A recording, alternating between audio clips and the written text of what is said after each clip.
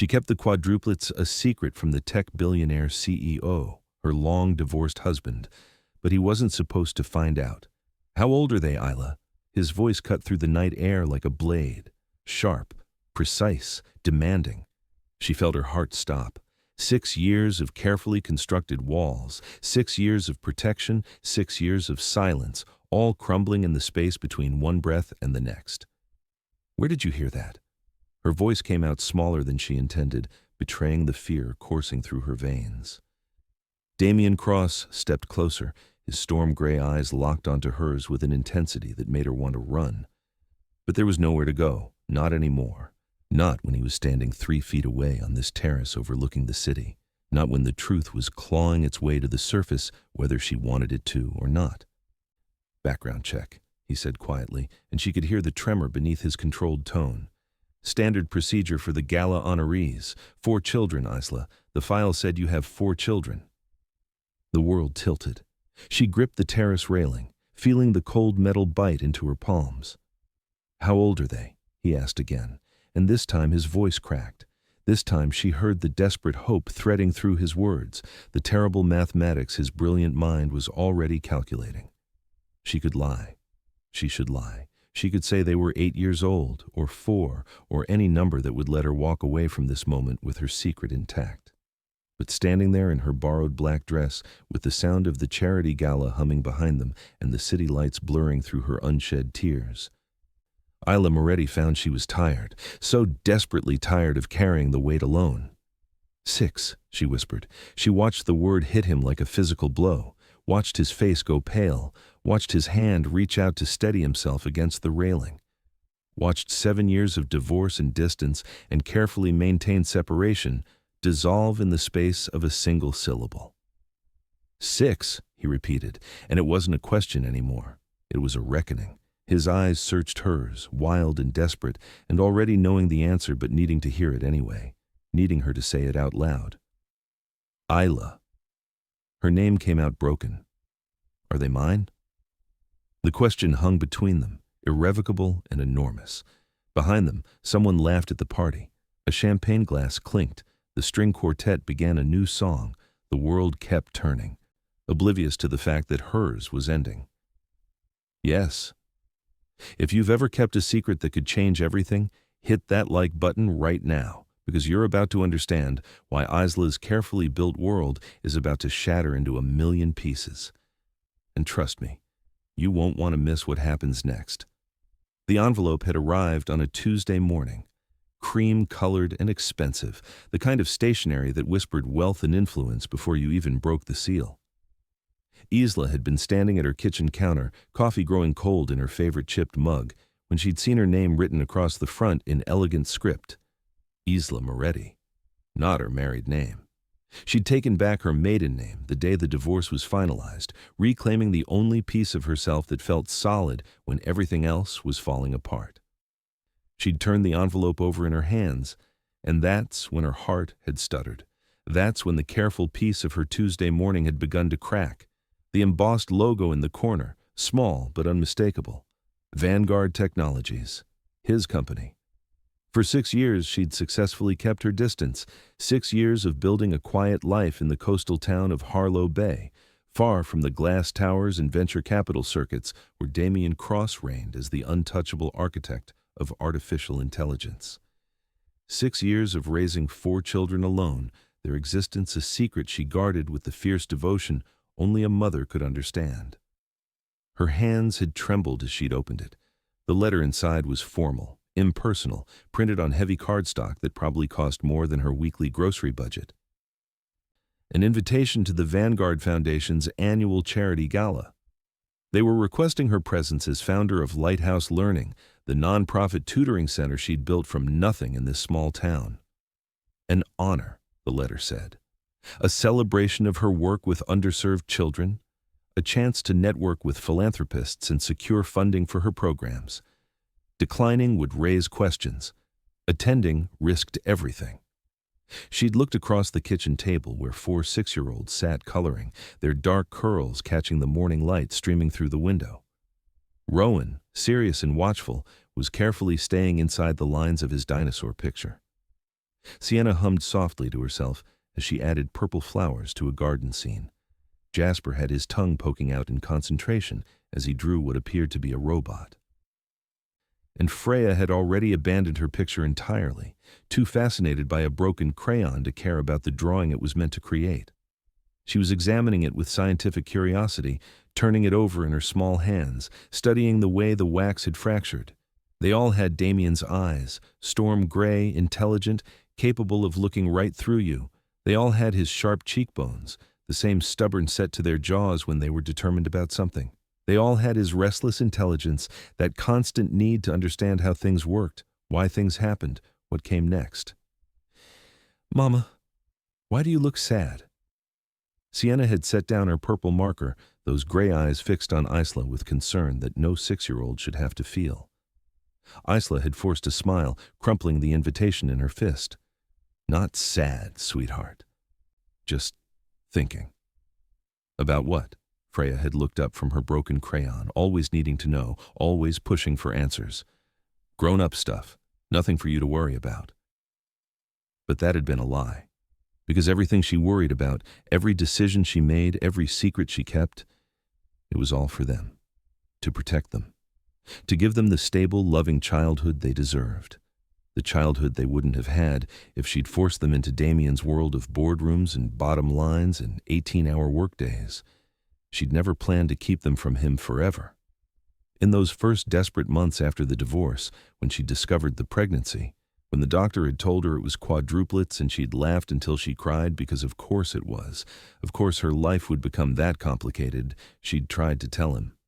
3 phone calls that went straight to voicemail, 2 emails that bounced back with automated responses about his inbox being full, a letter she'd handwritten, pouring out her heart and her fear and her hope that maybe this would change things, that maybe he'd want to be part of this.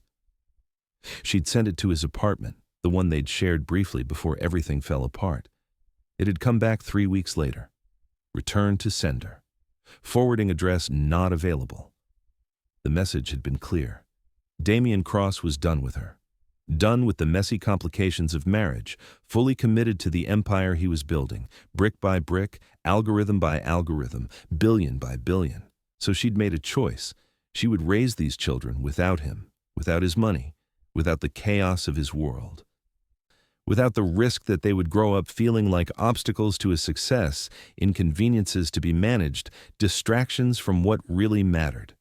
She'd moved to Harlow Bay when she was 5 months pregnant, her belly already enormous, her body exhausted. She'd found a small rental house 3 blocks from the beach. She'd taken a job teaching at the local elementary school. She'd made friends with her neighbor Margot, a retired teacher who'd taken one look at Isla's situation and appointed herself honorary grandmother to the babies who weren't even born yet. When the quadruplets arrived 6 weeks early, tiny and perfect and terrifying, Margot had been in the delivery room. Margot had been the one to hold Isla's hand through the emergency C-section. Margot had been the one to help her learn how to nurse 4 babies, how to survive on 2 hours of sleep, how to tell them apart when they all looked so heartbreakingly similar. Damien had missed all of it. First steps, first words, first days of school, every milestone, every moment, every memory. And Isla had told herself it was better this way. Cleaner, simpler, safer. But secrets she was learning had expiration dates. Damien Cross stood at the floor-to-ceiling windows of his penthouse office, 40 stories above the city, watching the world pulse below. Cars moved like blood cells through arterial streets. People rushed along sidewalks, tiny and purposeful. The sun was setting, painting the sky in shades of amber and rose, and he felt nothing.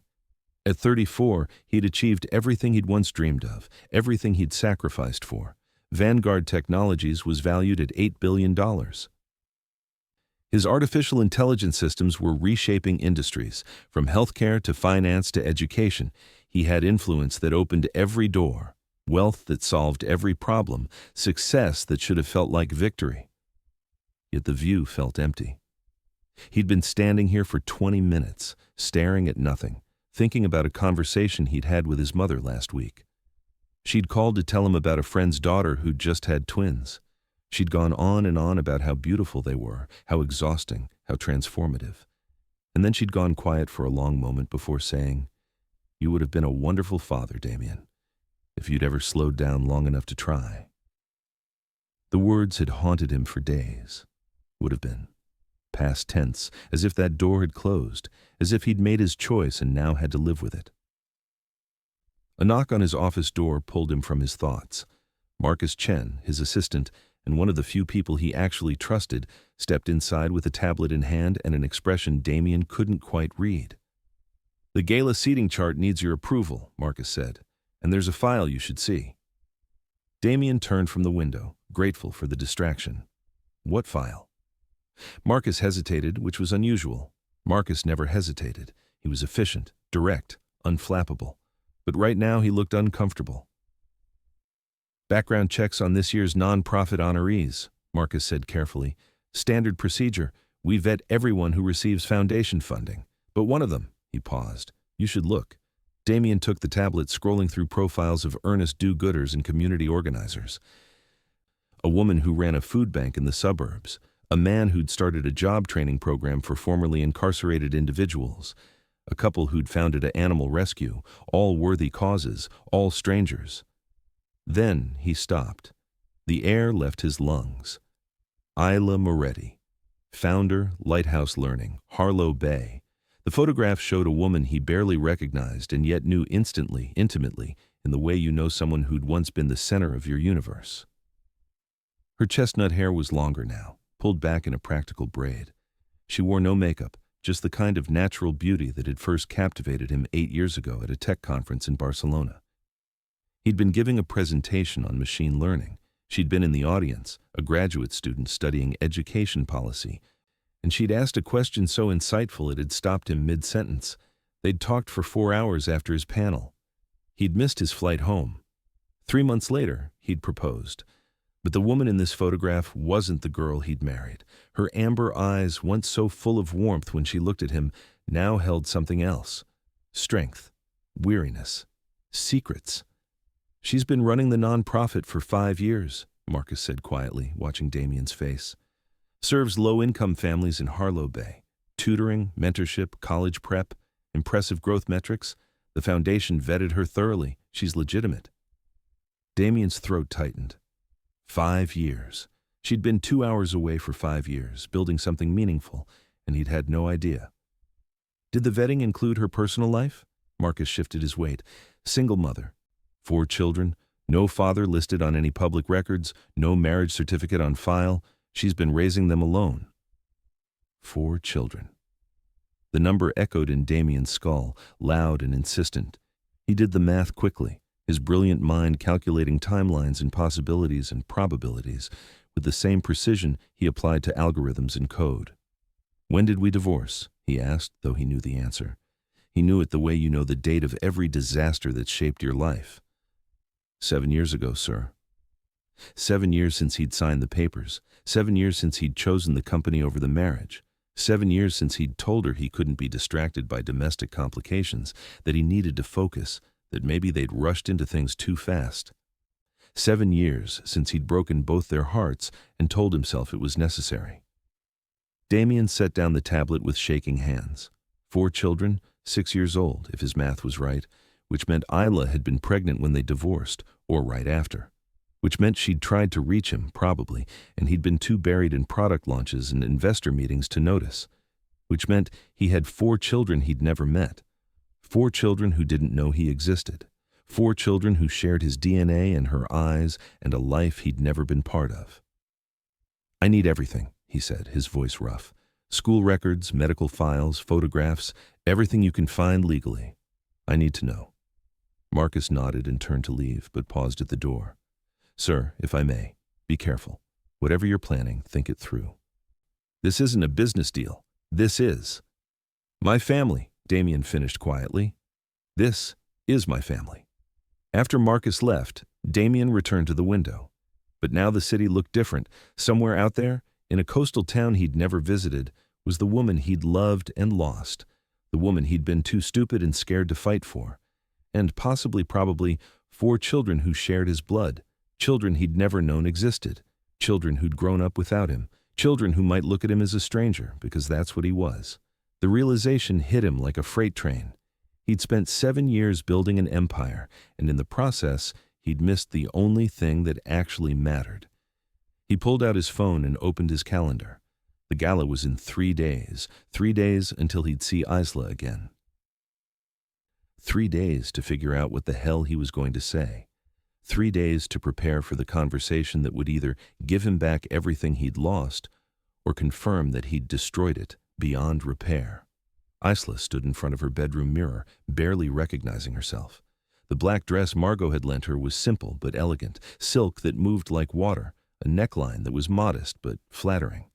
She'd curled her hair, applied makeup for the first time in months, even found a pair of heels in the back of her closet that didn't look too dated. She looked like someone who belonged at a charity gala. She felt like an imposter. "You look beautiful," Margot said from the doorway, her kind face creased with a smile, like a movie star. "I look terrified," Isla corrected, turning away from the mirror. "Because I am terrified."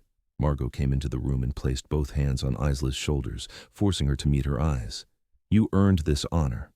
Lighthouse Learning has changed lives in this community. You've helped hundreds of children. You deserve to be celebrated. But what if he's there?" The question came out small, childish. "Then he's there," Margot said firmly, "and you hold your head high. You've built an incredible life without him. You've raised 4 extraordinary children without his help or his money. You have nothing to be ashamed of." "I kept his children from him," Isla whispered. "That's something to be ashamed of." "You protected your children from a man who'd made it clear he didn't want complications. That's not shame, honey. That's survival." But the words didn't ease the knot in Isla's stomach as she drove to the city an hour later, Margot beside her in the passenger seat, offering steady commentary about traffic and weather and anything except the real reason Isla's hands were shaking on the steering wheel. The gala was being held at the Meridian Hotel, one of those gleaming towers downtown that Isla had only ever seen from a distance. The lobby was all marble and gold, crystal chandeliers throwing prismatic light across well-dressed crowds. Everywhere she looked, she saw wealth, designer gowns, tailored tuxedos, jewelry that probably cost more than her annual salary. "Breathe," Margot murmured beside her. "You belong here." But Isla wasn't listening, because across the ballroom she'd spotted him. Damien stood surrounded by admirers, tall and commanding in a perfectly tailored tuxedo. His dark hair was shorter than she remembered, touched with silver at the temples that somehow made him even more handsome. He had always been attractive, but success had refined him into something almost untouchable. He laughed at something a woman in a red dress said, and Isla felt a pang of old longing mixed with newer resentment. He'd chosen this, the empire, the acclaim, the shallow glitter of success. He'd chosen it over her, over them, over the family they could have built together. She turned to flee, but Margot caught her arm. "Don't you dare. You're not running from him, not anymore." "I can't do this." "Yes, you can, because in about 5 minutes they're going to call your name and you're going to walk up on that stage and accept an award for the incredible work you've done. And he's going to see exactly what he gave up." The words steadied her. Margot was right. She'd built something real, something that mattered, something that helped people.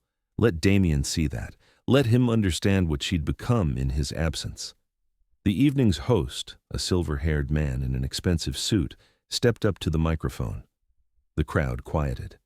He began speaking about the Foundation's mission, about the importance of supporting grassroots organizations, about the honorees who represented the best of community leadership. Then he said her name. Isla Moretti, founder of Lighthouse Learning. The ballroom erupted in polite applause. Isla's legs felt numb as she walked toward the stage, hyper-aware of hundreds of eyes on her. She didn't look at Damien, couldn't look at him. If she did, she'd lose her nerve entirely. She climbed the stairs, accepted the crystal plaque, and stepped up to the microphone. For a moment, her mind went blank.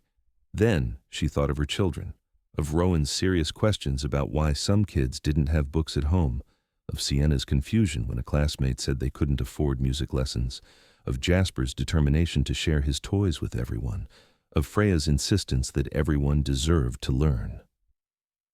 She thought of them, and the words came. "Thank you for this honor," she began, her voice stronger than she felt.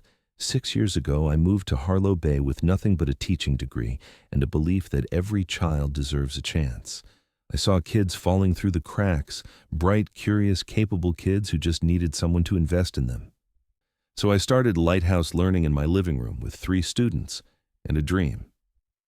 She talked about the children they'd served, the single mother who cried when her daughter got into college, the boy who'd been labeled a troublemaker until someone took time to understand his dyslexia, the girl who'd discovered a love of science through their after-school program and was now studying engineering.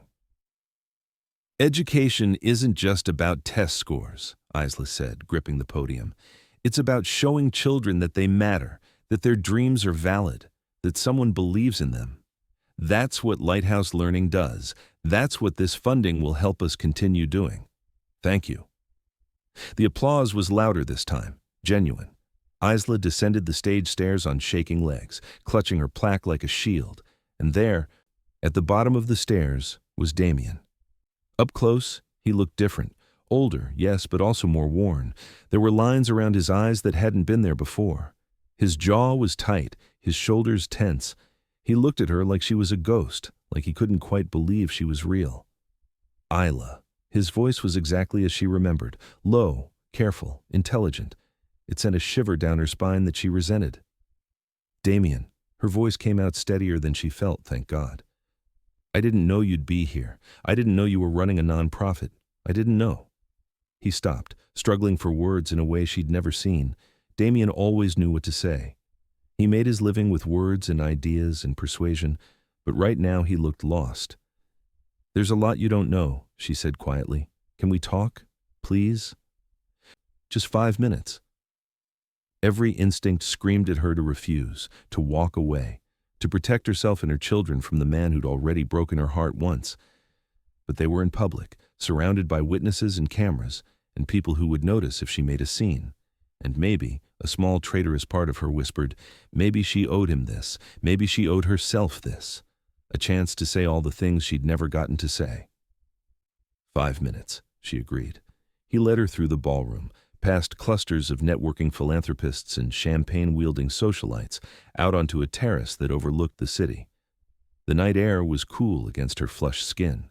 Below them, the city sprawled in all directions, a carpet of lights that looked almost beautiful from this height. You look well, Damien said, then immediately winced at the inadequacy of the words. So do you. Success suits you. Does it? His laugh was bitter, sharp. I'm not sure anymore. Silence stretched between them, heavy with 7 years of history. 7 years of hurt and anger and regret and all the things they'd never said to each other. I heard you have children, Damien said finally, carefully, like he was defusing a bomb. 4 of them. Isla's heart stopped. Her hands tightened on the terrace railing. Where did you hear that? Background check. Standard procedure for honorees. His storm-gray eyes searched hers, desperate and afraid, and already knowing but needing confirmation. The file said you're a single mother, 4 children, no father listed. The world tilted. This was it, the moment she'd feared for 6 years. The moment when her carefully constructed walls would crumble and the truth would come spilling out and everything would change. How old are they, Isla? She could lie. Should lie. Could say any number that would let her walk away from this conversation with her secret intact. But she was so tired, so desperately tired of carrying the weight alone. 6, she whispered. She watched him do the math, watched realization dawn across his features like a terrible sunrise, watched his hand reach out to grip the railing, knuckles going white. 6, he repeated, and it wasn't a question. It was an accusation, a revelation, a reckoning. Isla. Her name came out broken. Are they mine? And there it was. The question that would change everything. The truth that would shatter the life she'd built. The answer that would give him back what he'd lost and take from her the only control she'd ever had. Yes. The word hung between them, enormous and irrevocable. Damien staggered backward like she'd struck him. His face went pale, his breathing turned ragged. 4 children, 6 years old, and you never told me? I tried. The words burst from her, sharp with old pain and newer anger. I called you 3 times. You never answered. I emailed you twice. They bounced back. I sent you a letter, Damien, a handwritten letter telling you I was pregnant. It came back marked return to sender. A letter about children would have been different. His voice rose, drawing looks from people inside the ballroom. He lowered it with visible effort. If I'd known you were pregnant, I would have. Would have what? Isla challenged, stepping closer. Dropped everything? Changed your priorities? Suddenly decided that domestic complications were worth your time? He flinched. I never should have said that. But you did. You said it when you handed me divorce papers. You said you couldn't be distracted by a failing marriage.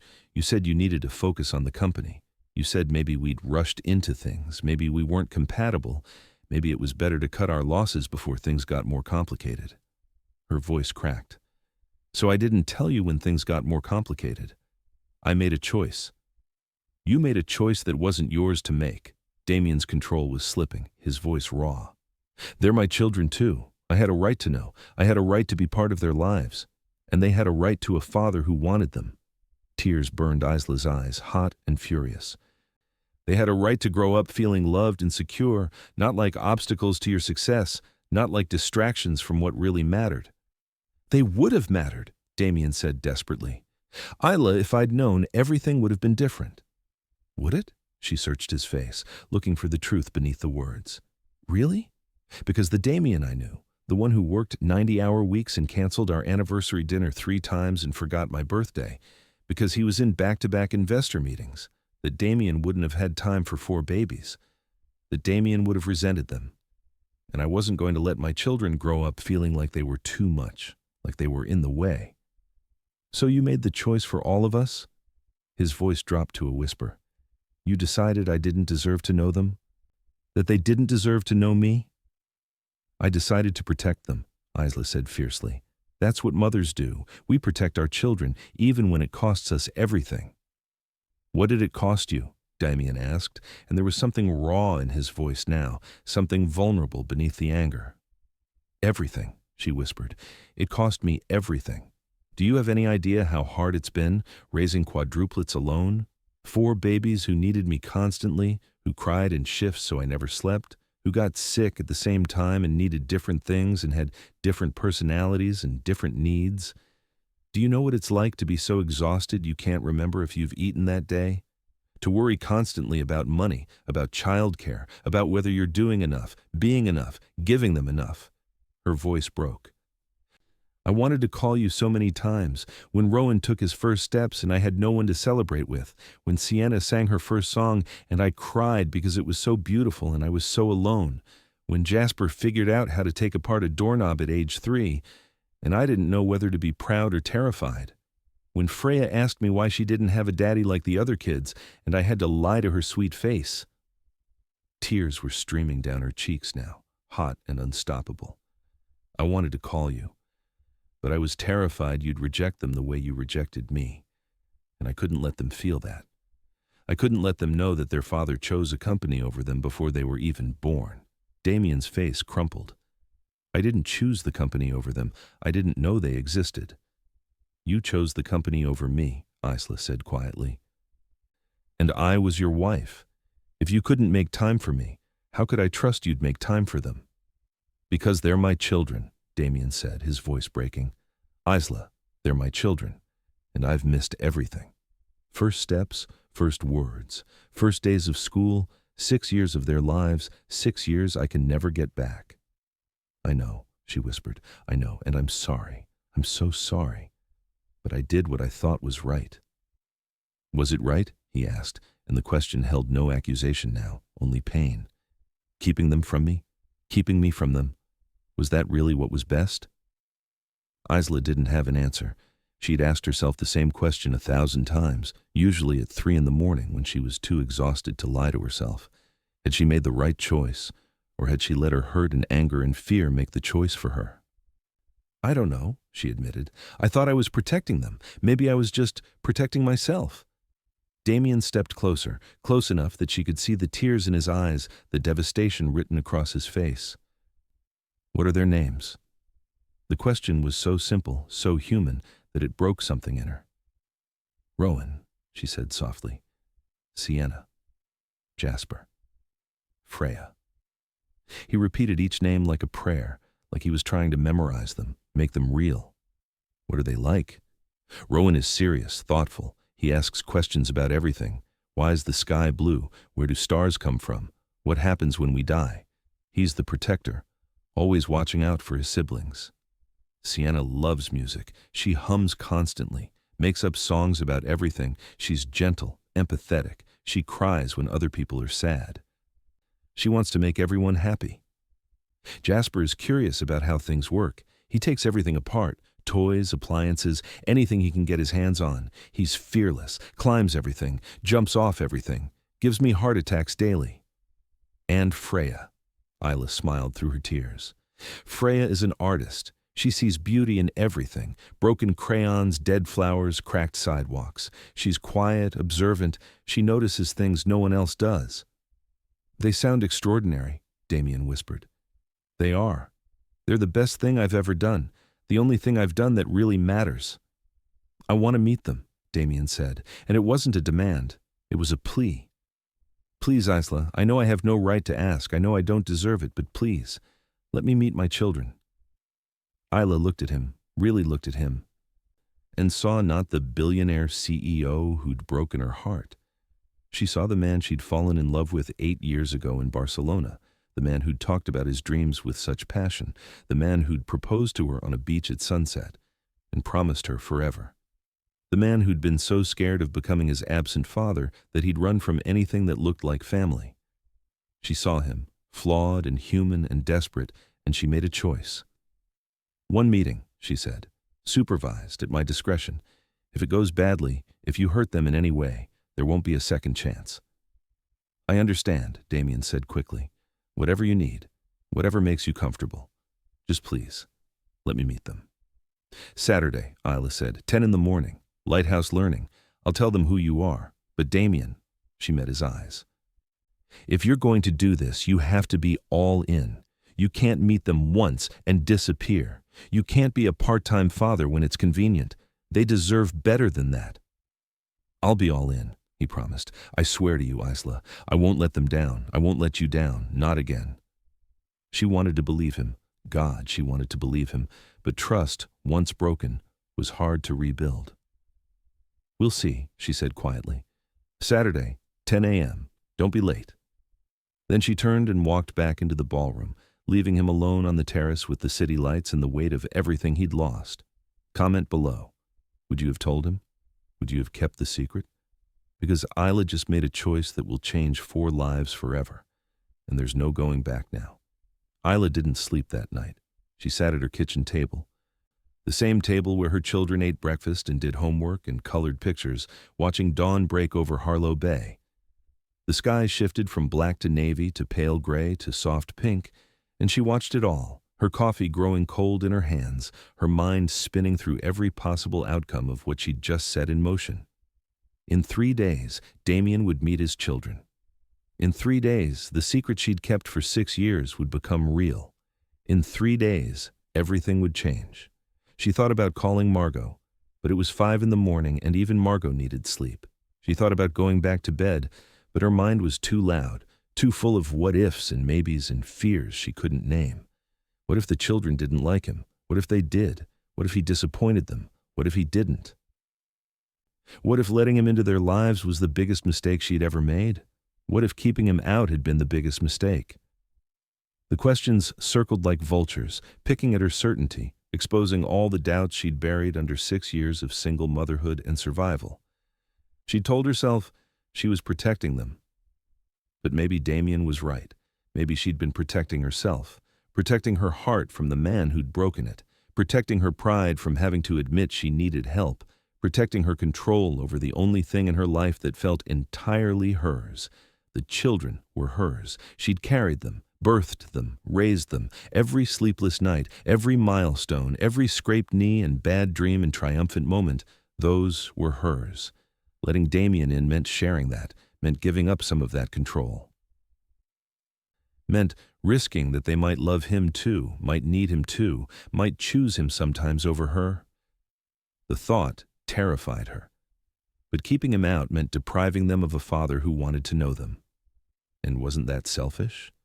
Wasn't that putting her own fear ahead of their needs?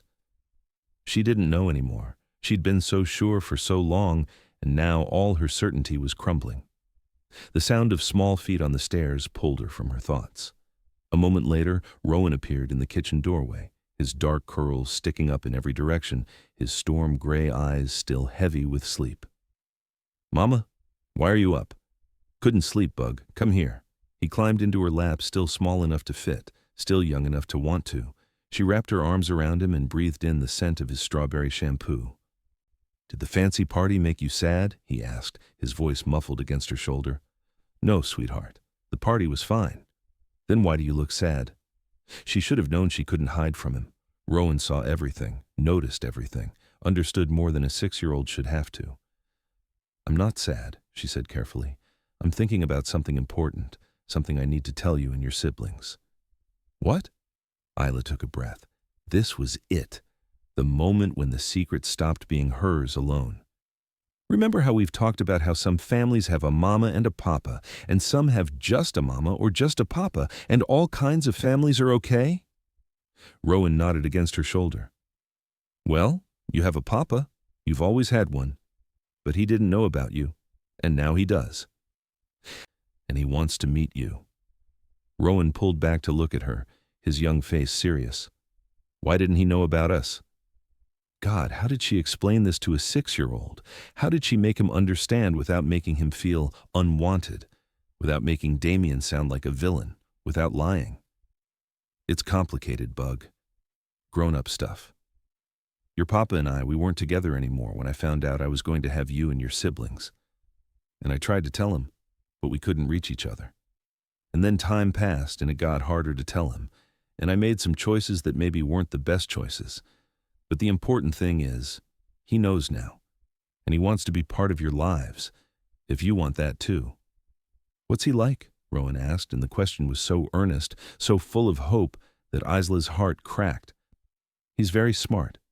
He builds things with computers, technology that helps people. He's successful and driven, and—" She paused, choosing her words carefully.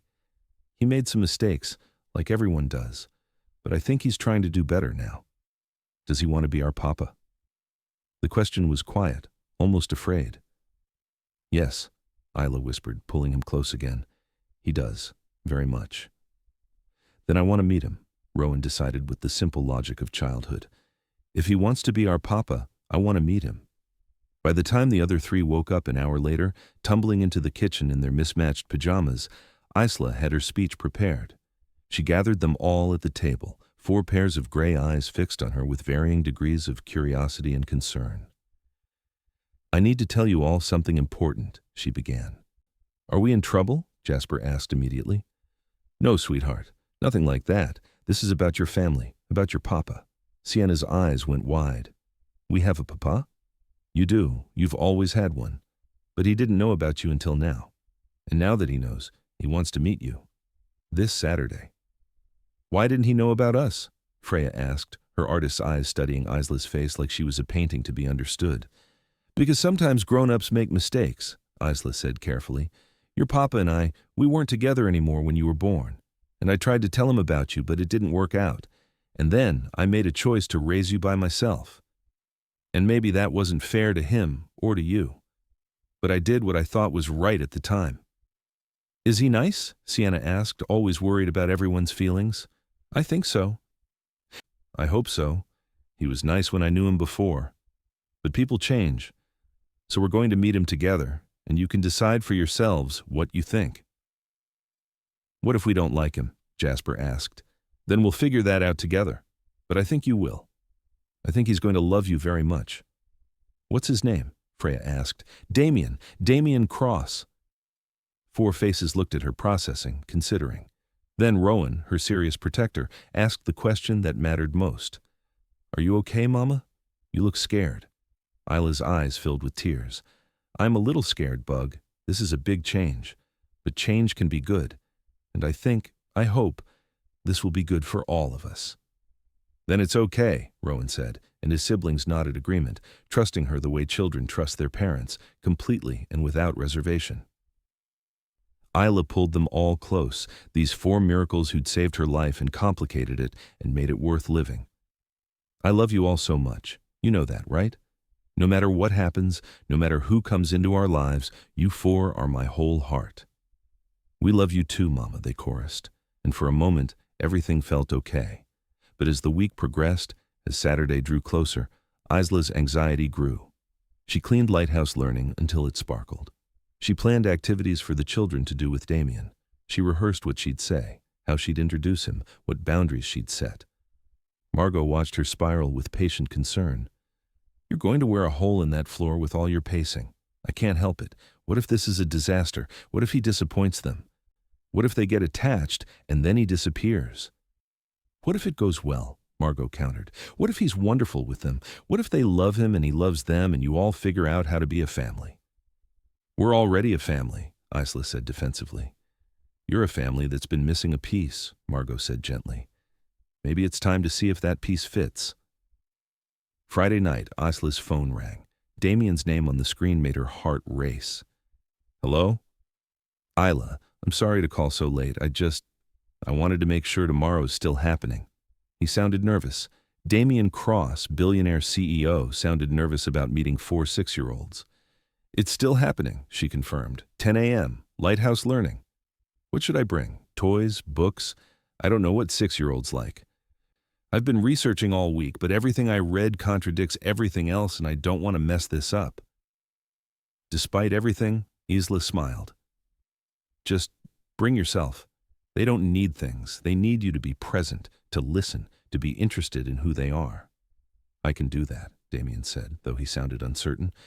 Isla, thank you for giving me this chance. I know I don't deserve it. You don't, she agreed quietly. But they deserve to know their father, so don't thank me. Thank them, and don't let them down. I won't, he promised. I swear I won't. After they hung up, Isla sat with her phone in her hand, staring at his name on the screen. 7 years ago, she'd deleted his number, erased every trace of him from her life. Now, here he was again, about to become part of her daily reality. She thought about the man she'd married, the brilliant, driven, passionate man who'd swept her off her feet, the man who'd proposed on a beach and promised her forever, the man who'd slowly disappeared into his work, who'd missed dinners and anniversaries and conversations, who'd chosen the company over their marriage. Was that man still in there somewhere, or had success changed him into someone else entirely? Tomorrow, she'd find out. Saturday morning dawned clear and bright. Isla dressed the children carefully, wanting them to look nice but not too formal, wanting them to feel comfortable. Rowan wore his favorite dinosaur shirt. Sienna picked a purple dress with flowers. Jasper insisted on his robot pajama top with jeans. Freya chose paint-stained overalls and refused to change. They were perfect. Isla drove them to Lighthouse Learning, her hands steady on the wheel even though her heart was racing. The children chattered in the back seat, excited and nervous and full of questions she couldn't answer. What if he doesn't like us? Sienna worried. He'll like you, Isla assured her. How could he not? What if we don't like him? Jasper asked. Then we'll deal with that, but give him a chance, okay? Be yourselves. That's all you need to be. They arrived at the center 15 minutes early. Isla unlocked the door and led them inside, to the reading room with its rainbow rug and shelves full of books and bins of toys. The children settled on the floor, pretending to play but really watching the door. Isla watched too, her stomach in knots. At exactly 10 a.m. she heard a car pull up outside, footsteps on the walkway. A knock on the door. This was it. She opened the door, and there was Damien. He looked different than he had at the gala. No tuxedo now, just jeans and a simple button-down shirt, like he'd tried to dress down to look approachable. His hair was slightly messy, like he'd run his hands through it too many times. His face was pale, his eyes red-rimmed like he hadn't slept. He looked terrified. "Hi," he said, his voice rough. "Hi, come in." She led him through the center, past the tutoring rooms and the small library and the art corner, to the reading room where 4 children waited. His children. Damien stopped in the doorway, and Isla watched his face transform, watched shock and wonder and love and grief all crash over him at once, watched tears fill his eyes as he looked at Rowan and Sienna and Jasper and Freya. These 4 miracles he'd never known existed. "Oh my God," he whispered, "they're real. They're really real." The children looked up at him with his own eyes, curious and cautious and brave. "Hi," Rowan said, standing up. "Are you our papa?" Damien's knees buckled. He caught himself on the doorframe, his whole body shaking. "Yes," he managed. "Yes, I'm your papa." "Mama said you didn't know about us," Sienna said, standing too. "But now you do." "Now I do," Damien agreed, his voice breaking. "And I'm so happy to meet you. All of you." He stepped into the room, moving slowly, like he was afraid they'd disappear if he moved too fast. Isla watched from the doorway, her heart in her throat, as Damien Cross, tech billionaire and AI genius, sat down on the rainbow rug with his children. "I'm Rowan," Rowan said, extending his hand formally. "I'm 6. I like dinosaurs in space." Damien shook his hand solemnly, tears streaming down his face. "I like space too. We have that in common." "I'm Sienna," Sienna said, less formal, more shy. "I like music. Do you like music?" "I do," Damien said. "What kind of music do you like?" "All kinds, but especially songs about happy things." "I'm Jasper," Jasper announced, bouncing on his toes. "I like robots. Mama says you build things with computers. Do you build robots?" "Not exactly," Damien said, smiling through his tears. "But I build programs that help robots think. Would you like to learn about that?" "Yes," Jasper's eyes lit up. "I'm Freya," Freya said quietly, studying him with those observant artist eyes. "You look like us." "I do," Damien agreed. "We have the same eyes, the same hair. We're family." "Are you going to stay?" Freya asked, and the question held all the weight of a child who'd learned not to count on permanence. "Yes," Damien said firmly, looking at each of them in turn. "I'm going to stay. I'm going to be here. I promise." And just like that, the ice broke. Jasper started asking rapid-fire questions about computers and robots and artificial intelligence. Sienna showed Damien a song she'd made up. Rowan pulled out a book about constellations and asked if Damien knew the names of all the stars. Freya brought him a drawing she'd made and asked if he liked art. Damien answered every question, listened to every song, looked at every picture. He was patient and engaged and genuinely delighted by each child's personality. Isla watched from the doorway, her emotions a complicated tangle. Relief that it was going well, fear that they'd get attached, resentment that he got to walk in and be the hero, gratitude that he was trying, grief for all the years he'd missed, hope that maybe this could work. After an hour, the children ran off to the art corner to make Damien a welcome card. Damien stayed on the rainbow rug, looking shell-shocked. Isla sat down beside him. "You okay?" "No," he said honestly. "I'm not okay. Isla, they're extraordinary, they're brilliant and funny and kind, and I've missed 6 years of their lives, 6 years I can never get back." "I know," she said quietly. "Thank you," he whispered, turning to look at her. "Thank you for letting me meet them, for raising them so beautifully. They're incredible, and that's because of you." "They're incredible because of who they are," Isla corrected. "I just tried not to screw them up too badly." "You did more than that. You gave them everything. Love, stability, security. You did it alone. That's—" He stopped, overcome. "That's heroic." "It's just motherhood," Isla said, but his words warmed something cold inside her. "Can I come back?" Damien asked. "Please? I know you said one meeting, but Isla, I can't. I can't meet them once and walk away. Please let me be part of this." She'd known this was coming, had prepared for it, had decided, somewhere in the sleepless nights of the past week, what her answer would be. "1 day a week," she said. "Saturdays, here at the center, supervised. We'll see how it goes." "Thank you," Damien breathed. "Thank you. I won't let you down. I won't let them down." "You better not," Isla said, meeting his eyes. "Because if you hurt them, Damien, if you disappoint them or let them down or make them feel like they're not enough, there won't be a second chance. I'll cut you out of their lives so fast you won't know what happened." "I understand," he said seriously. "I won't hurt them, I swear." "Papa!" Jasper called from the art corner. "Come see what we made." Damien's face transformed at the word. Papa.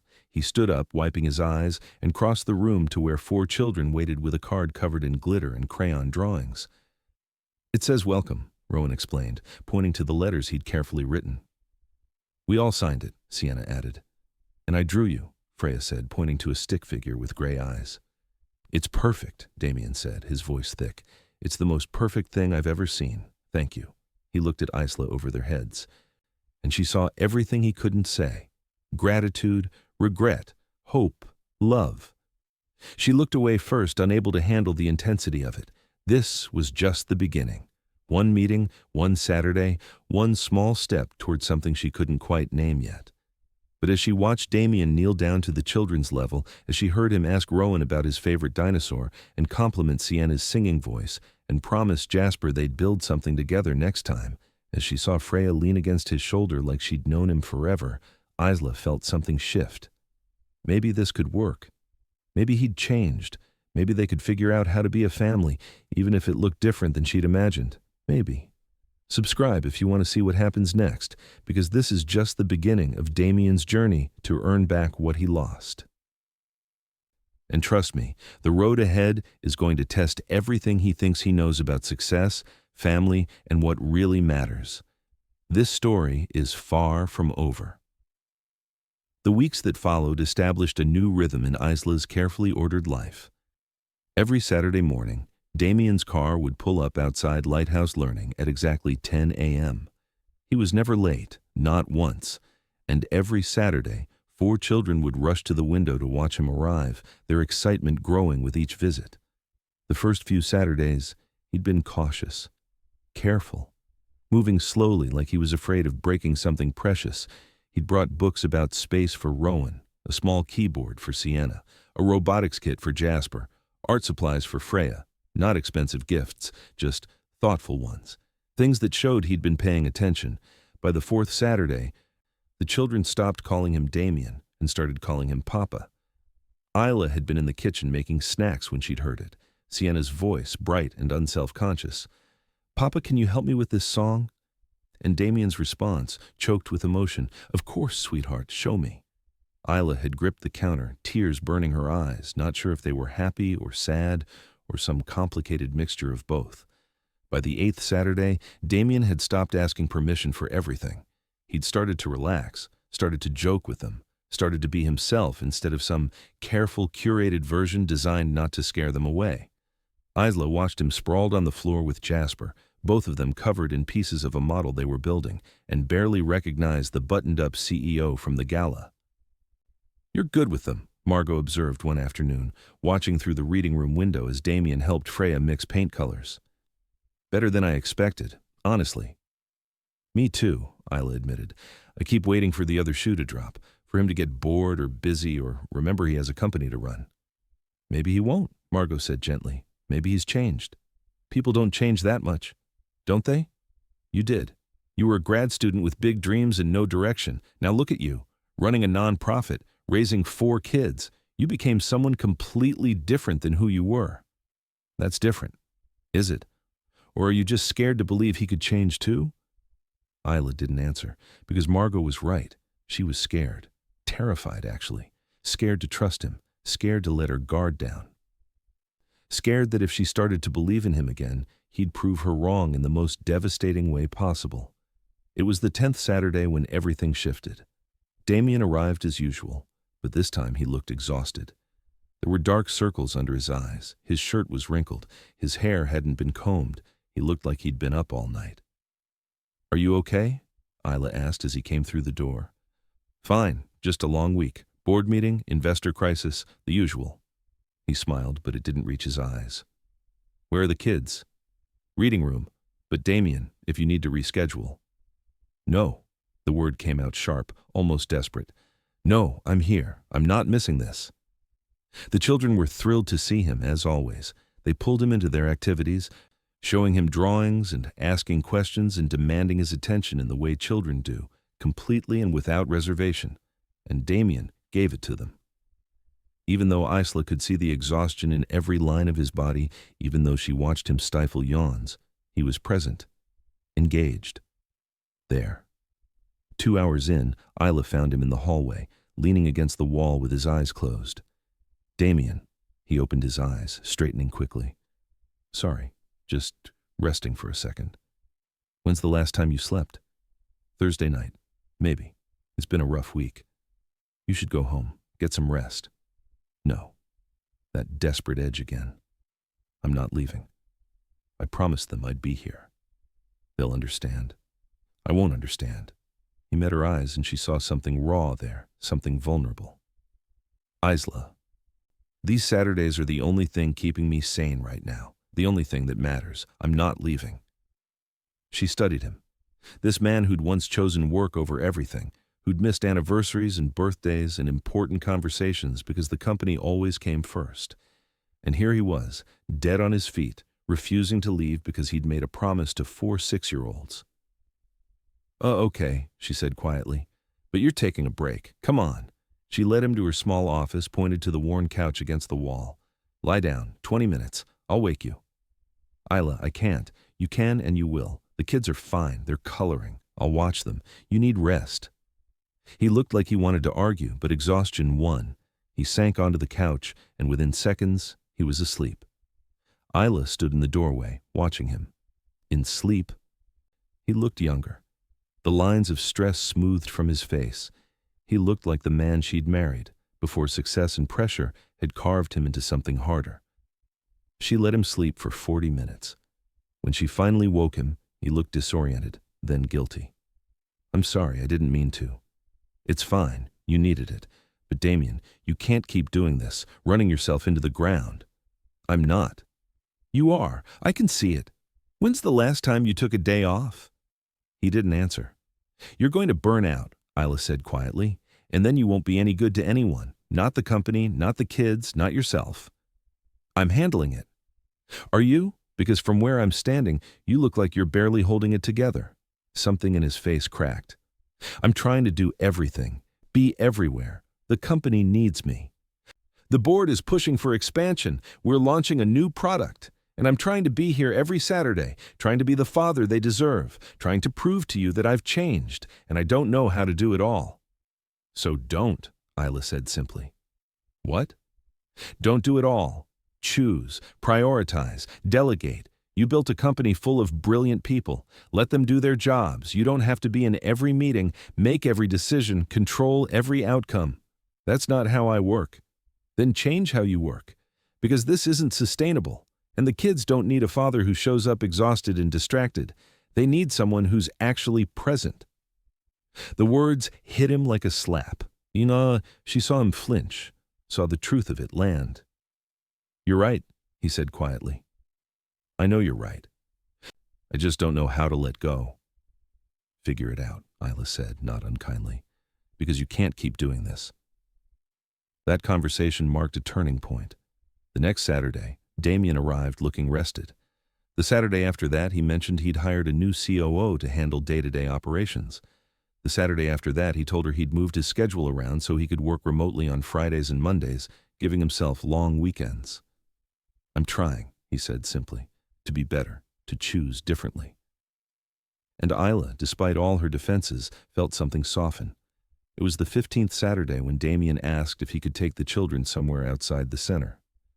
"Just to the beach," he said quickly, seeing her hesitation. "For an hour, you can come too, obviously. I just thought they might like to do something different." Isla's first instinct was to say no, to keep the boundaries firm, to maintain control. But then she looked at the children, at their hopeful faces, and realized she was being unfair, to them and to him. "Okay," she said, "the beach, 1 hour, I'm coming." The beach was 10 minutes away, a stretch of sand and surf that the children knew well. They ran ahead, shrieking with joy, while Damien and Isla followed at a slower pace. "Thank you," Damien said, "for trusting me with this."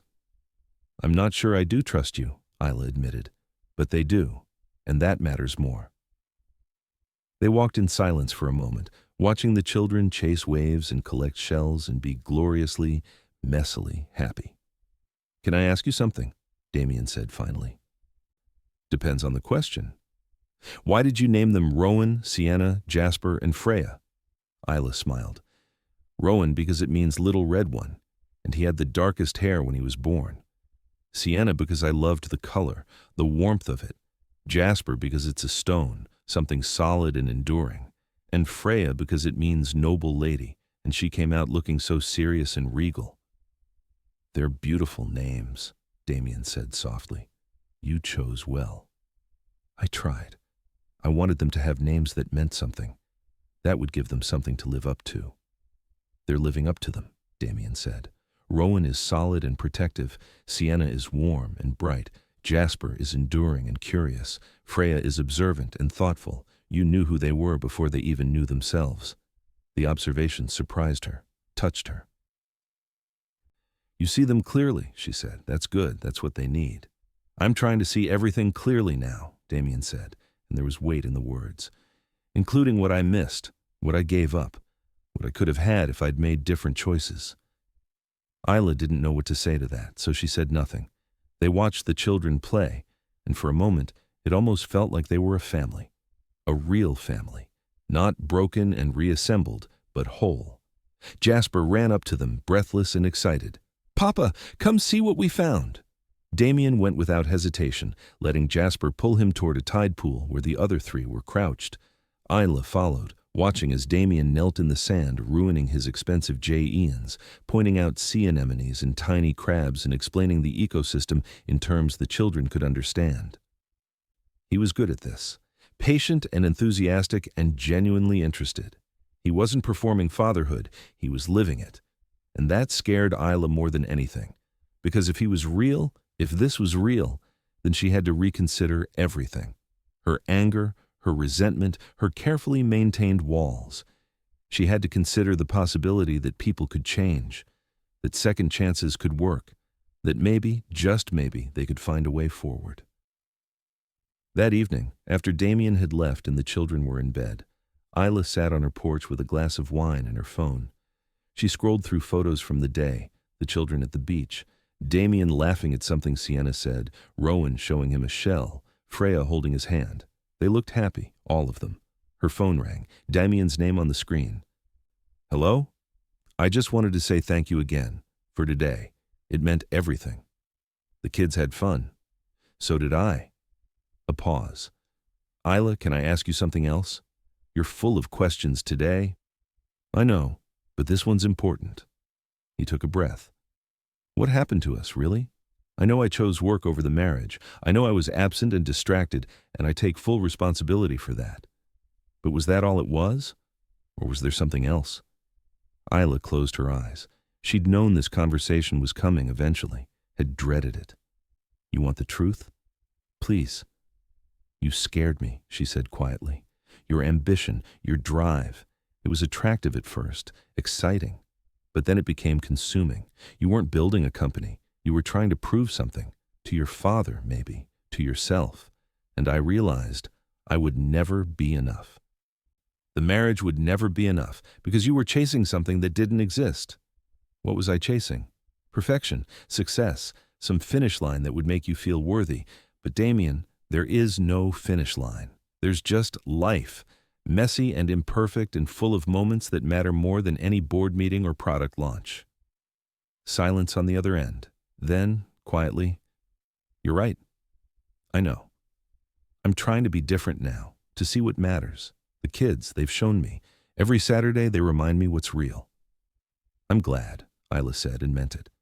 "Is there any chance?" Damien began, then stopped. "Never mind. That's not fair to ask." "Ask anyway. Is there any chance you could forgive me?" "Not now. I know it's too soon. But someday? Could you forgive me for choosing wrong, for hurting you? For missing 6 years of their lives?" Isla's throat tightened. "I don't know. Maybe. You're doing the work, showing up, being present. That matters.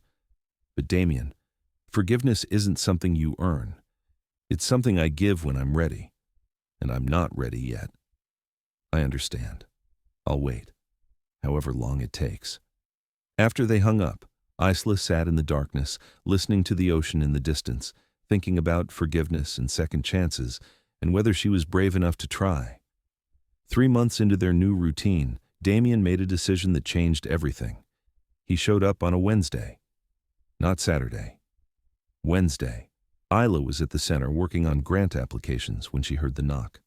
"Damien, what are you doing here? I need to talk to you, can we?" He gestured to her office. She led him inside, concerned. "Is everything okay?" "Yes. No, I don't know." He ran a hand through his hair. "I've been thinking about the commute, about only seeing the kids once a week, about trying to build a relationship with them from 2 hours away. And it's not working. Not the way I want it to." Isla's stomach dropped. "What are you saying?" "I'm saying I want more. I want to be part of their daily lives, not just Saturday mornings. I want to do school pickups and help with homework and be there for dinner. I want to be a real father, not a weekend visitor." "Damien, I'm moving to Harlow Bay." The words hung in the air, enormous and impossible. "You're what?"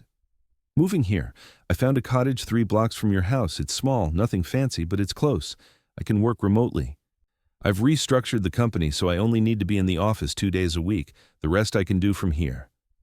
Isla stared at him. "You're giving up your penthouse, your life in the city, for this?" "I'm not giving up anything," Damien said firmly. "I'm choosing. For the first time in my life, I'm choosing what matters, and what matters is them. Being their father, really being their father, not just showing up once a week and pretending that's enough. This is crazy." "Maybe, but it's the sanest thing I've done in years." He met her eyes. "I'm not asking your permission. I'm telling you what I'm doing. But I am asking for your support, for more time with them, for a chance to be part of their real lives." Isla's mind raced. Damien living in Harlow Bay, 3 blocks away, part of their daily routine. It was too much, too fast, too overwhelming. "I need time to think about this." "Take all the time you need, but Isla, I'm moving here regardless. I've already signed the lease. I'm doing this whether you're on board or not, because I've missed 6 years. I'm not missing any more." There was steel in his voice, determination, the same drive that had built an empire, now focused entirely on his children. "When?" she asked. 2 weeks. 2 weeks? Damien, that's not enough time, I know, but I can't wait anymore. Every day I'm not here is a day I'm missing, and I'm done missing things." After he left, Isla called Margot. "He's moving here," she said without preamble, "to Harlow Bay. He bought a cottage 3 blocks away." "Good," Margot said calmly. "Good. Margot, this is insane. He's upending his entire life. He's choosing his children. That's not insane. That's what parents do." "But what if he regrets it? What if he gets here and realizes small-town life isn't for him? What if he leaves and breaks their hearts?" "What if he doesn't?" Margot countered. "What if he stays and becomes the father they deserve? What if this is real, Isla? What if he's really changed? I don't know if I can trust that." "Then don't trust it yet, but don't sabotage it either. Let him prove himself. Let him show you who he's become." 2 weeks later, Damien moved into his cottage. It was small and charming, with a view of the ocean and a yard big enough for the children to play in. He invited them over the day he moved in, and they'd run through the empty rooms, claiming spaces and making plans. "This can be where we build robots," Jasper declared. "This room has good light for painting," Freya observed. "Can we have sleepovers here?" Sienna asked. "Someday," Damien said, looking at Isla. "When your mama's comfortable with that." The children's excitement was palpable. They loved having their papa close, loved that they could ride their bikes to his house, loved that he was part of their world now, not separate from it. Isla tried to be happy for them, tried to ignore the anxiety churning in her gut, tried not to think about what it meant that Damien Cross had given up his penthouse and his city life to move to a small coastal town for 4 children he'd only known for 3 months. It meant he was serious. It meant he was committed. It meant this was real. And that terrified her. The first month of Damien living in Harlow Bay was an adjustment. He showed up for school pickup on Tuesdays and Thursdays. He came to Sienna's music recital. He helped Jasper with a science project. He took Freya to an art supply store and let her pick out whatever she wanted. He taught Rowan about constellations from his backyard, the 2 of them lying on a blanket and staring at the stars. He integrated himself into their lives with a determination that was both admirable and overwhelming. And slowly, grudgingly, Isla's walls began to crack. She saw him at the local diner, chatting with the owner about the best breakfast spots. She saw him at the grocery store, his cart full of kid-friendly snacks. She saw him at the beach cleanup, volunteering alongside other community members. He wasn't just visiting Harlow Bay. He was becoming part of it. "He's really doing it," she said to Margot one afternoon, watching through the window as Damien played catch with Jasper in the yard. "He's really changed his whole life." "People do that," Margot said, "when they find something worth changing for." "I never thought he would. I thought the company would always come first." "Maybe it did, until he found something more important." That evening, after the children were in bed, Damien lingered on the porch. Isla brought him a beer and they sat in the swing, listening to the ocean. "Thank you," he said quietly, "for letting me be part of this. I know it hasn't been easy for you." "It hasn't," Isla admitted, "but you're doing the work, showing up. That matters." "I want to do more," Damien said. "Not just Tuesdays and Thursdays. I want to be here for dinner sometimes, for bedtime, for the ordinary moments, the ones that matter most." Isla's first instinct was to say no, to keep the boundaries firm. But she looked at him, really looked, and saw not the man who'd broken her heart. She saw the man who'd moved his entire life to be close to his children, the man who'd restructured a billion-dollar company so he could do school pickup, the man who was trying every single day to be better. "Okay," she said quietly. "Dinner twice a week. We'll see how it goes." His smile was like sunrise. "Thank you. You won't regret this." "I'd better not," she said, but there was no heat in it. 6 months after that first meeting, Isla stood in her kitchen attempting to make pancakes, while 4 children offered contradictory advice, and Damien laughed at her side. "More chocolate chips, Mama." "No, blueberries are healthier." "Can you make mine shaped like a rocket?" "I want a dinosaur."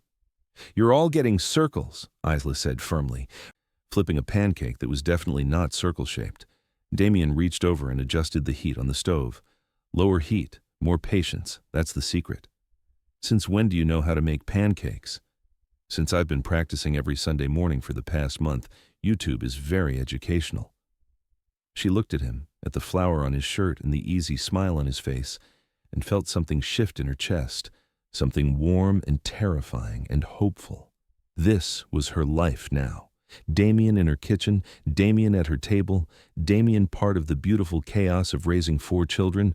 It wasn't what she'd planned, wasn't what she'd imagined, but standing here, watching him help Jasper pour orange juice and listening to him compliment Sienna's singing and seeing Rowan lean against his side while Freya showed him her latest drawing, Isla realized something. This was better than what she'd planned. That evening, after the children were asleep and the kitchen was clean, Damien lingered at the door. "I have something for you," he said, pulling a small box from his pocket. Isla's breath caught. "Damien, if that's a ring." "It's not, I promise. Just open it." Inside was a key. "To my cottage," he explained. "I'm not asking you to move in. I'm not even asking you to marry me again, though I want that more than anything. I'm just saying my door is always open. My life is always open. To you and our children. Whenever you're ready." Isla took the key, feeling its weight in her palm. "I'm almost ready," she whispered. "Almost." "Then I'll wait," Damien said, pulling her close. "I've learned patience, and you're worth waiting for. You've always been worth waiting for." She let herself lean into him, let herself feel safe in his arms for the first time in 7 years. "You've changed," she said against his chest. "So have you. We both have. Maybe that's the point. Maybe we had to become different people to find our way back to each other." "Maybe," Isla agreed. As they stood together in her doorway, the ocean breeze carrying the scent of salt and possibility, Isla realized that some stories don't end. They transform. The girl who'd loved an ambitious dreamer was gone. The boy who'd chosen empire over love had vanished too. In their place were 2 people who'd been broken and rebuilt, who'd learned that true wealth wasn't measured in billions, but in bedtime stories and Saturday pancakes and second chances, who'd discovered that the best success wasn't building an empire, it was building a family. 1 year after that first meeting at the gala, Isla stood on the beach in a simple white dress, watching Damien wait for her at the end of an aisle marked by seashells and wildflowers. The children stood beside him, Rowan and Jasper in tiny suits, Sienna and Freya in purple dresses they'd picked out themselves. The ceremony was small. Just Margot and a few close friends from the community. No fancy venue, no elaborate production, just two people who'd found their way back to each other, promising to do better this time, to choose differently, to put family first. When Damien said his vows, his voice broke. I promised to show up every day, for the big moments and the small ones, for the celebrations and the ordinary Tuesdays. I promise to choose you and our children over everything else, because you are everything else. You're what matters. You're what success actually looks like. Isla's vows were simpler. I promise to trust you, to believe in second chances, to build a future instead of protecting the past. I promise to let you in, even when it's scary, because love is always scary and always worth it. When they kissed, the children cheered. When they turned to face their small gathering, Rowan grabbed Damien's hand and Sienna grabbed Isla's, and Jasper and Freya linked arms between them, and they walked back down the aisle as a family. A real family. Not perfect, not without scars, but whole. At the reception in Margot's backyard, Damien pulled Isla aside. I have something to tell you. Should I be worried? No, the opposite. I've been working on something. A new initiative through Vanguard, funding for nonprofits like Lighthouse Learning, organizations doing real work in underserved communities. I want to use the company's resources to support people like you. People who are actually changing lives. Isla's eyes filled with tears. Damien, you showed me what matters. Now I want to help others do the same work. If you'll consult on the project, help me understand what these organizations really need. Of course. Yes? That's incredible. We're calling it the Moretti Initiative. After you. She laughed through her tears. I'm a cross now, remember? You're both. You're everything. And I want the world to know it, as the sun set over Harlow Bay. As their children played with sparklers and Margot directed the cutting of the cake and their small community celebrated, Isla looked at Damien and saw their future. Messy and imperfect and full of ordinary moments that mattered more than any empire. She saw Saturday mornings and school pickups and homework help and bedtime stories. She saw arguments and makeups and compromises and growth. She saw 4 children growing up with 2 parents who loved them fiercely, who chose them daily, who proved that it's never too late to choose differently. The secret was out. The truth had been painful, but from that pain, something beautiful had grown. And this time, they were building it together. Rowan ran up to them, breathless and excited. Mama, Papa, come dance with us! They let themselves be pulled onto the makeshift dance floor, surrounded by their children and their community and the life they'd built from broken pieces. And as they danced under the stars, Isla realized that this was what she'd been searching for all along. Not perfection, not a fairy tale, just this. Real love, messy love, second chance love. Is the kind of love that shows up every day and does the work and chooses family over everything else. The kind of love that transforms you into someone better than you were. The kind of love worth fighting for. If this story moved you, hit that like button right now. Share it with someone who needs to hear that it's never too late to choose love over ambition, presence over perfection, family over everything else. Drop a comment telling me what you would have done in Isla's position. Would you have kept the secret? Would you have given him a second chance? I want to hear your thoughts, and subscribe, because every single week we bring you stories that don't just entertain, they transform. Stories about real people making brave choices. Stories about second chances and redemption and the power of showing up. Stories that remind us what really matters in this life. Because at the end of the day, success isn't measured in billions or empires or achievements. It's measured in the people who love you, the children who call you Papa, the partner who trusts you enough to try again, the ordinary moments that become extraordinary because you're present for them. Damien learned that lesson the hard way, but he learned it. And that made all the difference. So hit that subscribe button, turn on notifications, and join us next week for another story that will make you think, make you feel, and maybe, just maybe, make you choose differently in your own life. Because we all have choices to make. We all have priorities to set. We all have people who matter more than our ambitions. The question is, will we choose them? Will we show up? Will we do the work? Damien did, and it gave him everything he'd been searching for. What will you choose?